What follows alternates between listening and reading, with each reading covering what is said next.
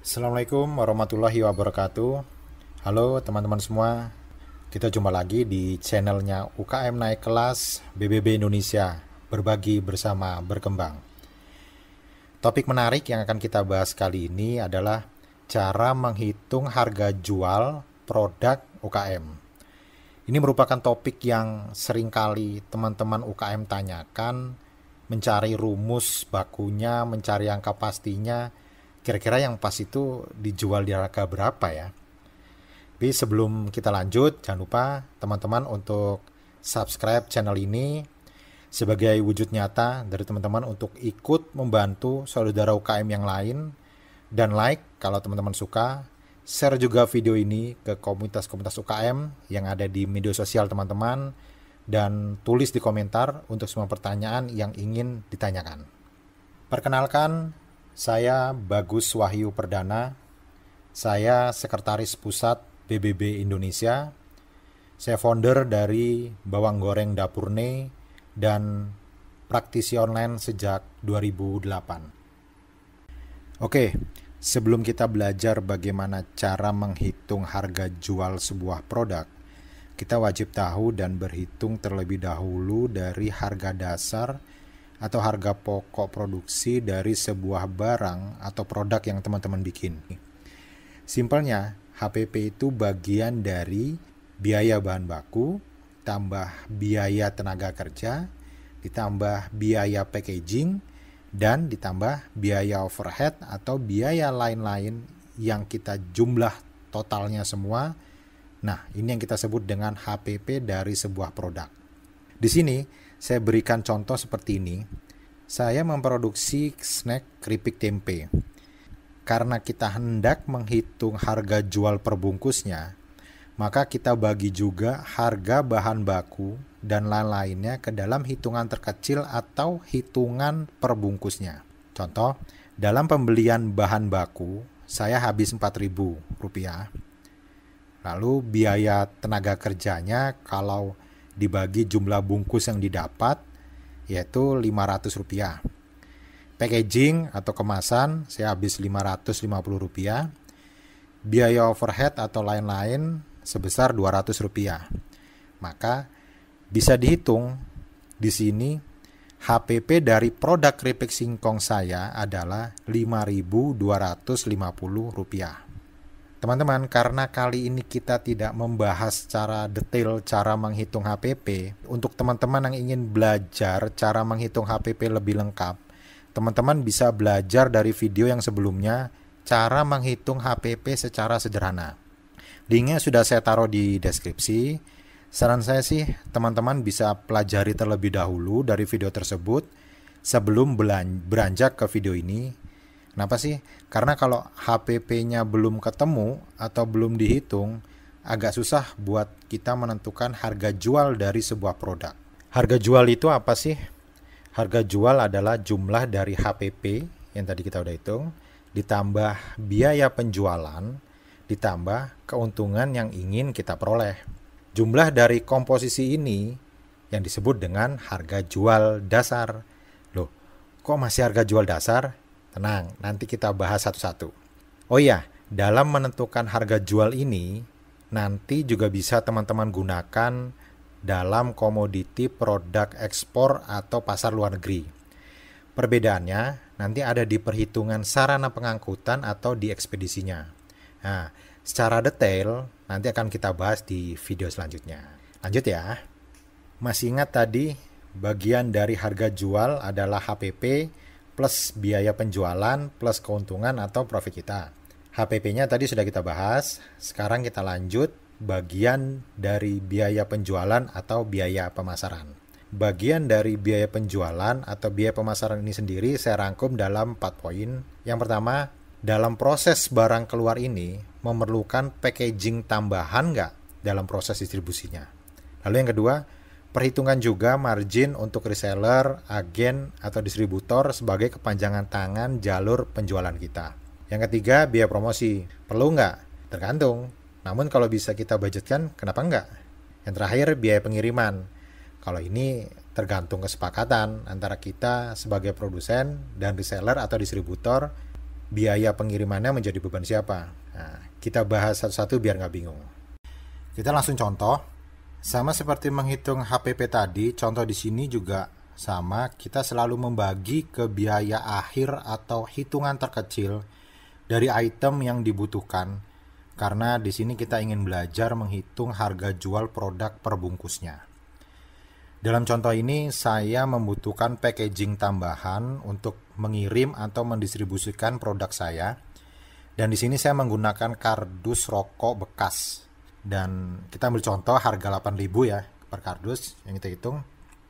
Dengan satu kardus ini semisal bisa memuat produk keripik saya sebanyak 20 pieces, maka biaya packaging tambahan untuk kardus di sini jatuhnya Rp400 per bungkus, yaitu dari 8.000 dibagi 20 pieces. Lalu anggap sebagai penguat, kita tambahin lagi bubble wrap dengan budget perhitungan sekitar Rp100 per bungkus. Maka total biaya packaging tambahannya adalah Rp400 ditambah Rp100 menjadi Rp500. Makin sedikit kuantiti per kardusnya akan semakin besar biaya yang dibutuhkan. Begitu pula sebaliknya, makin banyak muat kuantiti per kardusnya, makin kecil pembaginya untuk biaya kardusnya. Kita lanjut menghitung margin untuk reseller atau distributor. Di perhitungan margin untuk reseller atau distributor, saya ada tips sederhana agar reseller atau distributor semangat menjualkan produk kita, yaitu dengan memberikan space margin yang cukup lebar dari kita ke harga jual ke end user. Kalau bicara yang normal biasanya ya berkisar di antara 25-30%. Kenapa harus besar? Karena reseller atau distributor juga ada biaya distribusi dan promosi yang akan mereka keluarkan. Bila hanya 10-15% biasanya tidak terlalu bermakna untuk margin sekelas distributor. Karena apa? Biasanya akan habis untuk biaya transportasi dan akomodasinya saja. Kita bisa berikan level margin yang bertingkat sesuai dengan levelnya, apakah mereka itu reseller, agen, atau distributor. Khusus ini nanti kita berikan contoh perhitungannya di akhir ya. Karena kita harus hitung dulu secara keseluruhan, ditambah biaya promosi terlebih dahulu, sebelum kita menghitung harga akhir ini berapa sih ke reseller atau ke distributornya. Oke, sekarang kita lanjut menghitung atau menganggarkan biaya promosi. Seberapa besar sih alokasi biaya promosi yang bisa kita anggarkan dalam hal ini? Perhitungan yang paling mudah yang bisa kita lakukan adalah dengan mencanangkan target atau estimasi omset penjualan di bulan berjalan. Kita buat ini bila teman-teman masih belum terbiasa dengan membuat target atau masih belum punya histori ya dari penjualan di triwulan atau di semester sebelumnya. Maka tinggal estimasikan aja seberapa besar sebenarnya budget promosi yang ingin teman-teman anggarkan. Maksud dari promosi ini tidak serta-merta hanya untuk pembuatan brosur yang disebar-sebar ya, tapi bisa juga berupa promosi di media sosial, promosi di marketplace, promosi iklan atau ads, atau promosi endorse influencer di Instagram atau YouTube juga bisa. Di sini kita ambil contoh biaya promosi yang saya anggarkan sebesar 500.000 di bulan ini. Lalu estimasi saya target penjualannya sebanyak 5.000 bungkus keripik tempe. Maka sudah bisa kita dapatkan estimasi beban biaya promosi yang jatuh ke produknya, yaitu 500.000 saya bagi targetnya 5.000 bungkus estimasi penjualan dari keripik tempe. Ketemu Rp100 per bungkusnya. Ke depan kalau teman-teman nih sudah punya angka histori penjualan, maka teman-teman bisa langsung hitung dari total rata-rata omset yang tercipta, bisa langsung dibudgetkan mau berapa banyak, mau berapa persen sih biaya promosinya dari data omset tersebut. Kalau rata-rata per bulan omset dari teman-teman ini 50 juta, maka saya ingin menganggarkan 10% deh untuk biaya promosinya. Ya udah, berarti keluar biaya budget promosi 5 juta di bulan tersebut. Nah, yang jadi pertanyaan, biaya promosi ini harus tetap ada nggak sih kalau omsetnya udah gede? Nah, jawabannya harus tetap ada. Kita tahu ya, udah banyak, sebegitu banyak nih produk-produk dari brand-brand gede yang ya boleh dibilang Mereka sering sekali berpromosi, ada iklannya di TV, bertebaran di mana-mana, di media cetak, di spanduk, bahkan sekarang iklannya merambah ke dunia online. Itu brand-brand yang sudah terkenal aja masih ngiklan. Mereka masih menganggarkan. Nah, dari itu, cari media yang tepat untuk mempromosikan produk teman-teman. Kita lanjut ke biaya pengiriman. Di biaya pengiriman ini sifatnya opsional ya, atau tambahan, tergantung dari kesepakatan antara kita dengan reseller atau distributor. Menjadi beban siapa nih? Apakah biaya kirimnya ditanggung reseller atau distributor, ditanggung berdua 50-50, atau kita semua nih yang nanggung? Opsinya ada beberapa. Bila mereka ambil langsung ke tempat produksi kita, maka tidak muncul biaya pengiriman apa-apa yang menjadi beban kita di sini. Lalu, bila biaya pengiriman ditanggung reseller atau distributor dan menggunakan pihak ekspedisi, maka kita lihat, jika kita harus mengantar ke ekspedisinya, maka kita menanggung biaya antar, berupa bensin atau biaya parkir bila mana dibutuhkan. Bila pengiriman ke ekspedisinya kita pakai, biasanya sekarang sudah ada jasa pick up ya, ekspedisi udah punya jasa pick up, yang datang langsung ke tempat kita, maka di sini tidak muncul biaya pengiriman. Namun bila opsi biaya pengiriman ke reseller atau ke distributor kita semua yang menanggung, bisa boleh dibilang reseller sama distributornya dapat free ongkir lah dari kita, maka muncul biaya pengiriman di sini yang harus kita bagi per kilogramnya bisa muat sampai berapa bungkus. Karena biasanya biaya kirim per kilogram atau per koli untuk kemasan volume besar. Saya berikan contohnya ya. Di sini saya mengirim ke kota Bandung. Dalam pengiriman, kemasan karton besar dengan hitungan koli, biaya kirim dari lokasi saya ke kota Bandung adalah 40.000. Nah, dalam satu koli tadi, keripik tempe saya bisa muat sampai dengan 50 bungkus. Lalu, bensin dan parkir saya hitung habis 10.000 deh.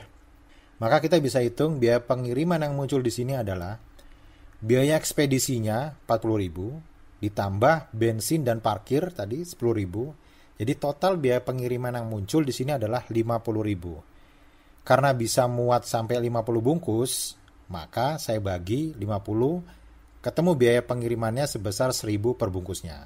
Oke, sekarang kita sudah tahu cara menghitung biaya pengiriman. Kita review kembali dulu ya. Tadi untuk biaya penjualan ada 4 poin, masih ingat semua ya. Yaitu packaging tambahan, margin untuk reseller atau distributor, biaya promosi, dan yang terakhir tadi biaya pengiriman. Nah, yang belum kita bahas tadi tentang bagaimana cara menghitung margin untuk reseller dan distributor ya. Nah, profit margin nih, penting nih. Masa iya kita jualan nggak perlu profit margin? Masih perlu ya. Atau malah kadang kita nggak tahu nih, profit marginnya dari produk yang kita jual itu berapa sih per bungkusnya? Nah, jangan sampai ya. Ini penting, kenapa? Apalagi bila usaha kita adalah sharing modal dari beberapa rekan bisnis, ya kita wajib tahu perhitungan dan pelaporan profitnya. Jangan sampai nih, kita cuma tahu ada value omsetnya saja yang besar, tapi setelah kita hitung-hitung pengeluaran dan belanja bahan produksi kembali, malah minus. Wah, bahaya ini. Bisa-bisa kita tidak dipercaya lagi oleh rekan bisnis, atau kita akan kebingungan bila kita ingin mengembangkan usaha kita. Oke, berapa sih profit margin yang pas atau yang cocok itu? Sebenarnya kalau kita berbicara profit margin, tidak ada patokan khusus ya. Berapapun boleh kita anggarkan. Besarannya bisa kita lihat dari pangsa pasar produk kita. Bisa juga kita sesuaikan dengan produk sejenis yang sudah ada di pasaran. Namun kalau bicara umumnya, itu biasanya berkisar di antara 10-30% profit margin. Dan untuk produk industri kreatif unik nih, produknya unik, biasanya bisa dipatok lebih daripada itu. Nah, sekarang teman-teman silahkan tentukan sendiri mau besaran presentasi profit minimalnya berapa banyak. Loh, kok minimal nih?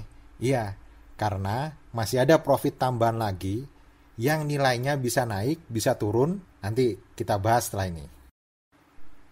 Nah, sekarang di akhir nih. Profit marginnya sudah dihitung tadi ya. Sekalian saya berikan contoh di sini berapa sih besaran margin untuk reseller atau distributor itu. Tadi kita sudah hitung bersama, keripik singkong saya HPP-nya adalah Rp5.250. Profit margin saya menginginkan minimal 20%. Ya, kurang lebihnya kalau dihitung dari 5.000 tadi Rp1.000 deh per bungkusnya keluar. Biaya penjualan atau pemasaran yang terdiri dari tadi biaya promosi ketemu Rp100 per bungkusnya, lalu biaya packaging ketemu Rp500 per bungkusnya, dan yang terakhir tadi biaya pengiriman Rp1.000 per bungkusnya. Maka total dari biaya penjualan atau pemasaran ini dari produk keripik tempe saya adalah Rp1.600 per bungkusnya. Di sini kita ketemu harga dasar dari keripik tempe saya adalah HPP-nya tadi Rp5.250, ditambah profit margin yang saya mau minimal 20%, ketemu Rp1.000 per bungkusnya, lalu ditambah biaya penjualan atau pemasaran sebesar Rp1.600, maka total harga dasarnya adalah Rp7.850 per bungkusnya. Harga jual dasarnya sudah tahu, sekarang kita hitung harga jual ke end user dan profit margin untuk reseller atau distributor. Saya berikan ilustrasinya biar mudah dipahami teman-teman semua. Untuk kategori keripik tempe ini atau makanan ringan ya, juga di pasaran tuh masuk ke snack. Ke end user saat ini biasanya berkisar di angka 10.000 sampai 17.000. Bahkan ada yang menjual sampai di angka 20.000 per bungkusnya. Kita ambil yang lebih umum. Ke end user di sini saya tetapkan harga jualnya 15.000 per bungkus. Lalu reseller saya beli harga berapa? Tadi masih ingat tips besaran margin. Normalnya di kisaran 25 sampai 30%, makin besar makin baik. Di sini saya memberikan margin 50% buat reseller, yaitu Rp5.000 per bungkus. Dengan mereka belanja Rp10.000 per bungkus, mereka memiliki potensi keuntungan kotor Rp5.000 per bungkusnya. Jadi kalau dihitung-hitung dengan biaya kirim dan promosi yang reseller atau distributor tanggung, perhitungan profit bersihnya masih berkisar di angka 30-35% lah per bungkusnya. Margin bertingkat sesuai levelnya yang saya sampaikan di awal tadi, itu level di atas reseller, yaitu level agen, saya berikan profit yang lebih besar, dan lebih besar lagi dari agen untuk level distributor. Tentunya hal ini kita sesuaikan dengan lot besaran pengambilan yang ikut membesar sesuai levelnya. Ini yang saya maksud dengan level bertingkat tadi. Lalu dengan kita mengetahui bahwasannya dari pengambilan harga terkecil di level distributor ada 8.000, sedangkan kita tahu bahwa harga dasar dari produk keripik tempe saya tadi itu 7.850, maka kita bisa hitung masih ada selisih Rp150 yang bebas. Silakan teman-teman bisa gunakan. Bisa dimasukkan ke pos promosi, boleh. Mau dimasukkan lagi untuk tambahan profit margin, boleh. Begitu pula bila masih ada pembelian di level reseller aja, belum sampai distributor ya, yang 8.000, masih di reseller yang harga 10.000, maka ada selisih harga 2.150. Dari perhitungan 10.000 tadi yang dikurangin 7.850. Dan ini juga sama, bebas.